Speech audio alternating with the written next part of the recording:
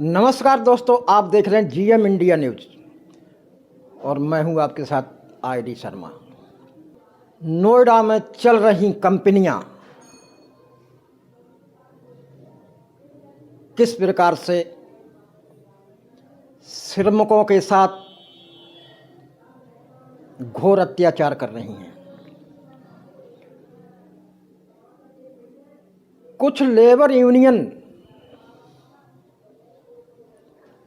की संस्थाएं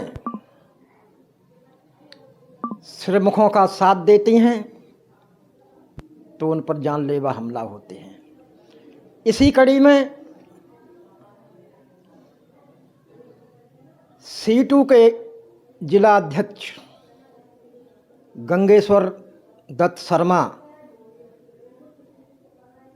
श्रमिकों के साथ ग्रेटर नोएडा में धरना प्रदर्शन कर रही थी। उसी दौरान कंपनी के ठेकेदारों के गुंडों ने उनके ऊपर जानलेवा हमला किया, जिसके विरोध में आज पुलिस कमिश्नर गौतम बुद्ध नगर कार्यालय का घेराव किया गया। तो आइए किस तरह से पुलिस कमिश्नर गौतम बुद्ध नगर कार्यालय का घेराव किया गया है, आइए हम कुछ आपको झलकियां दिखाते हैं।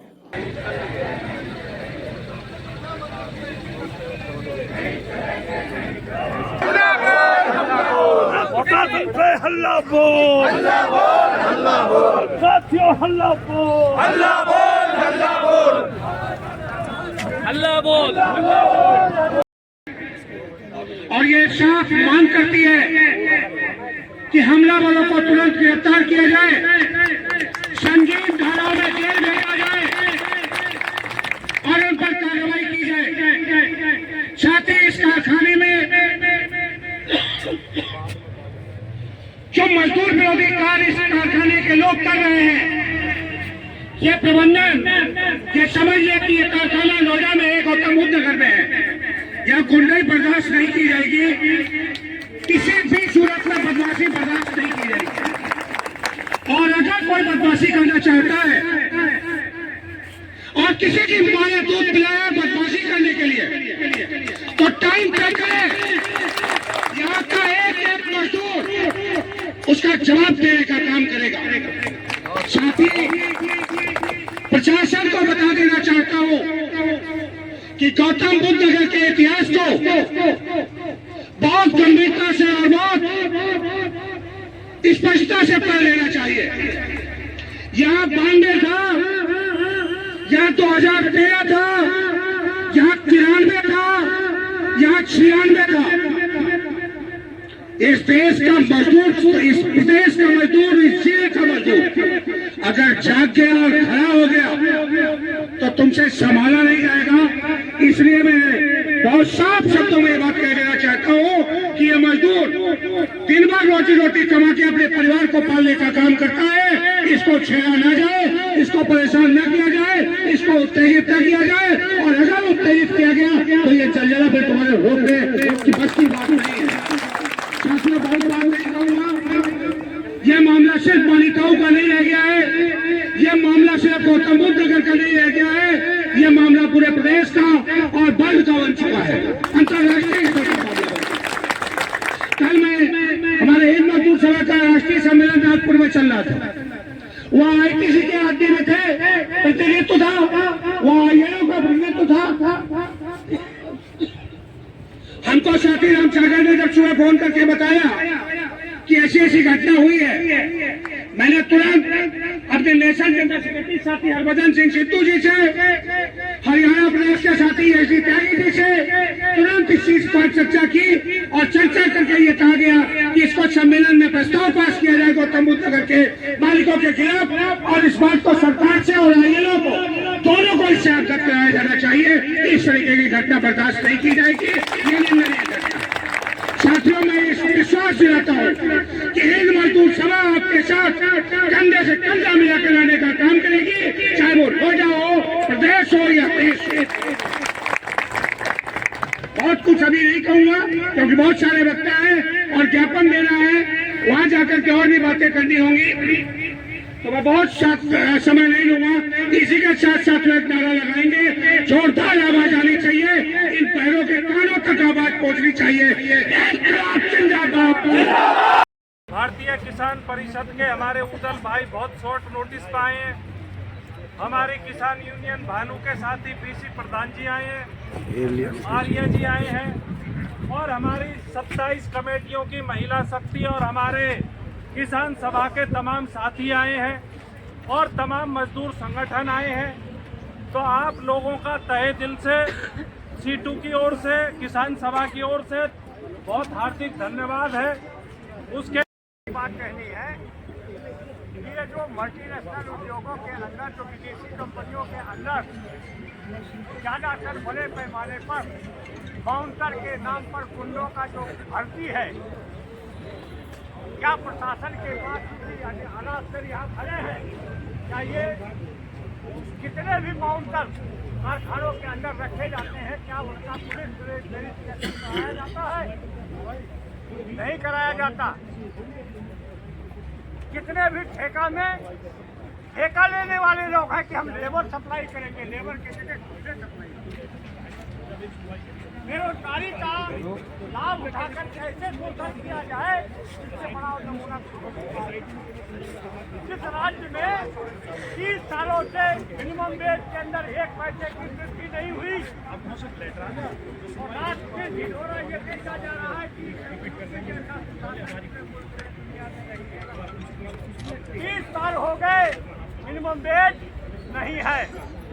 यहीं पर जिला बोर्ड से बाहर पूछ पड़ो वो 18,000 रुपया न्यूनतम वेतन, और नोएडा में अगर आ जाओ तो मात्र आज भी 10,000 रुपये में खर्चा पड़ रहा है। एक एक कमरे के अंदर 5-5, 7-7, 10-10 लोग जानवरों की जैसी जिंदगी व्यतीत करते हैं। हमारी लड़ाई हम प्रशासन से कहना चाहते हैं, हमारी लड़ाई सरकार से, इन उद्योगपतियों से ये है कि हमें जीने दो, हमें जीने लायक वेतन दो। अगर नहीं दोगे तो इन गुंडों के साथ तो हम लड़ ही रहे। अभी सरकार का नंबर आ रहा है, या तो हमारा बात सुनी जाए या तो ये लड़ाई हो। तो भाई जहाँ तक गुंडागर्दी का, तो हम लोग तो सब जानते हैं, नोएडा के अंदर न्यू ही गुंडों से लड़ते हुए रखी गई थी। राजकुमार भाटी बैठे हमारे बीच में, ये भी हमारे जब कोई नहीं पूछता था तो हम सिर जोड़ करके इलाके के अंदर गुंडों को पानी पिलवा दिया था। आज भी हम कायम हैं, नहीं है। गलत फहमी अगर है तो गलत फहमी गुंडों को निकाल देनी चाहिए। अब लड़ाई अगर तुमने शुरू की है तो लड़ाई चलेगी। प्रशासन से मेरा कहना है, बचाव का एक ही रास्ता है, ऐसे लोगों को पकड़ के अंदर कर दो, शांति से चलने दो। धन्यवाद। हुआ जब अचानक गाजियाबाद जिले में हमें पता लगा तो हम गाजियाबाद से तुरंत यहाँ भाग के हम लोग पहुँचे। लेकिन दुर्भाग्य ये था, अब जब तक वो जो अपने आप को गुंडे मान रहे थे वो यहाँ से जा चुके थे, नहीं तो 2 पे 2 तभी उन्हें जवाब दिया जाता। साथियों, ऐसा नहीं समझे, यहाँ का शासन प्रशासन जो ये समझ रहा है, यहाँ जो पुलिस प्रशासन जो ये मान के बैठ गया है कि गाजियाबाद जिला इनसे दूर नहीं है नोएडा से, ये समझ रहे हैं नोएडा इकला जिला है। साथियों, हम आपको बताना चाहते हैं और यहाँ के पुलिस प्रशासन को ये आगाह करते हैं, गाजियाबाद जिला नोएडा से दूर नहीं। और अगर जरूरत पड़ी, अगर नहीं हाल रहा तो गाजियाबाद जिले का चक्का जाम करके हम सारे के सारे जाओ भैया।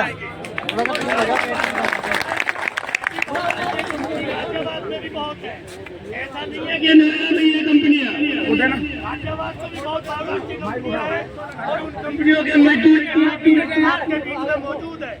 गाजियाबाद से साथी आए हैं, हम आपको बताना चाहते हैं, अगर जोर से तो गाजियाबाद का चक्का जाम करके और हम नोएडा को ये दिखा देंगे और गाजियाबाद में कोई जिला नोएडा के साथ। साथियों, हमारा आपसे आश्वासन है, गाजियाबाद जिला हमेशा आपके बीच में है और रहा है और रहेगा। गाजियाबाद जिले आप लोग आवाज देंगे। हम आपको एक आवाज पे आपके बीच में मिलेंगे। ये हमारा विश्वास है।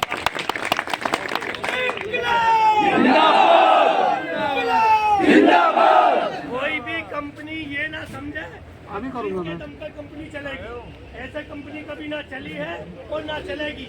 अभी हमारे साथी बता रहे थे नोएडा का भी बहुत बड़ा बड़ा इतिहास है और गाजियाबाद जिले का भी ट्रेड यूनियन का इतिहास कहाँ है सब जानते हैं। कितने त्याग दे दिए, कितने बलिदान दे दिए, लेकिन आज तक झुका नहीं है ये मजदूर, ना झुकेगा ना झुका है कभी। इस बात की हम आपको विश्वास दिलाना चाहते हैं और यहाँ के प्रशासन को बता दें कि ये प्रशासन या तो सही से कार्रवाई करे और गुंडों को यहाँ से हटा ले और जो मजदूर निकाले हैं वो ड्यूटी में जाएंगे। अगर मजदूर ड्यूटी नहीं गए तो किसी भी कीमत पर ये कारखाना चलेगा नहीं। ये मजदूर ऐसे ही खाली हाथ नहीं जाएंगे, इन मजदूरों का अधिकार है। ये कारखाना मजदूरों ने बनाया, इनके बाप ने नहीं बनाया, ये मजदूरों के हाथ से बना है। और इसे इस कारखाने को मजदूर जो है अगर कुछ नहीं मिलेगा तो यहाँ कारखाना भी नहीं मिलेगा। ये हमारा एक भी यहाँ मजदूर इतने जाएगा नहीं जब तक ये कारखाना इन्हीं मजदूरों से अगर नहीं चला।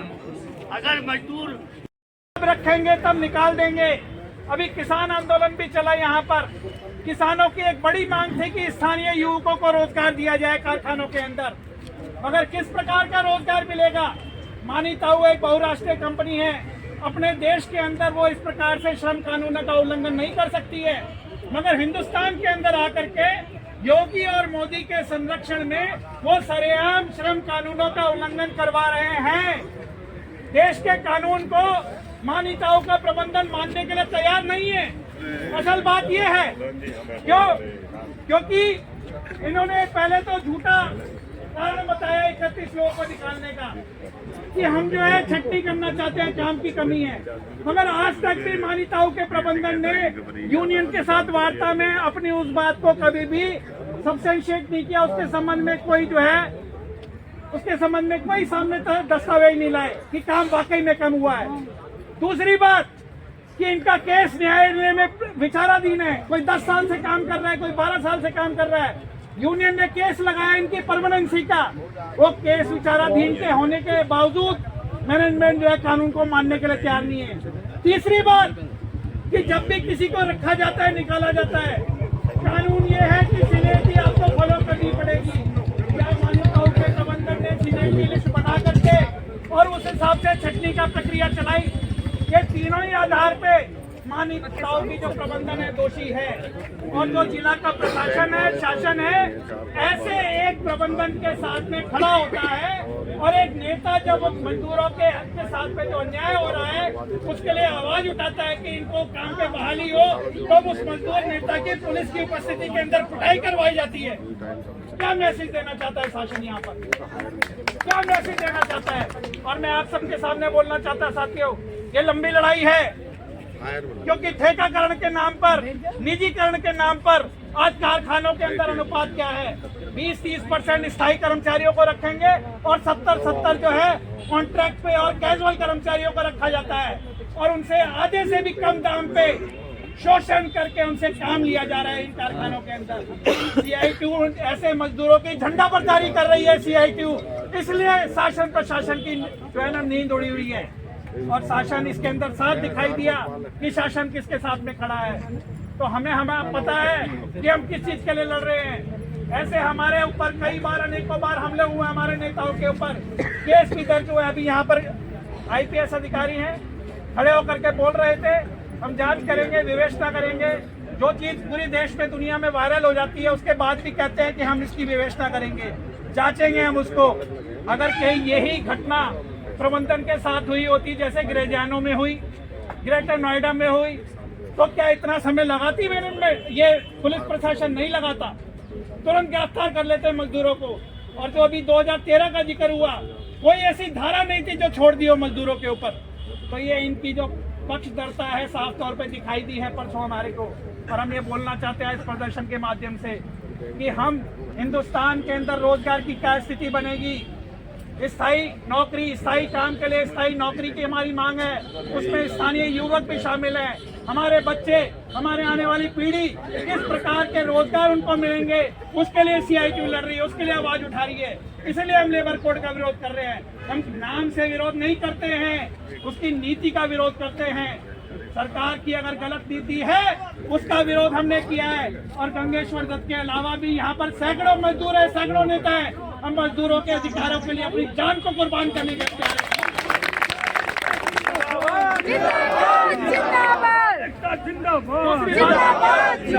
कि आज किसान बड़ी संख्या में आए हैं, महिलाएं भी आई हैं।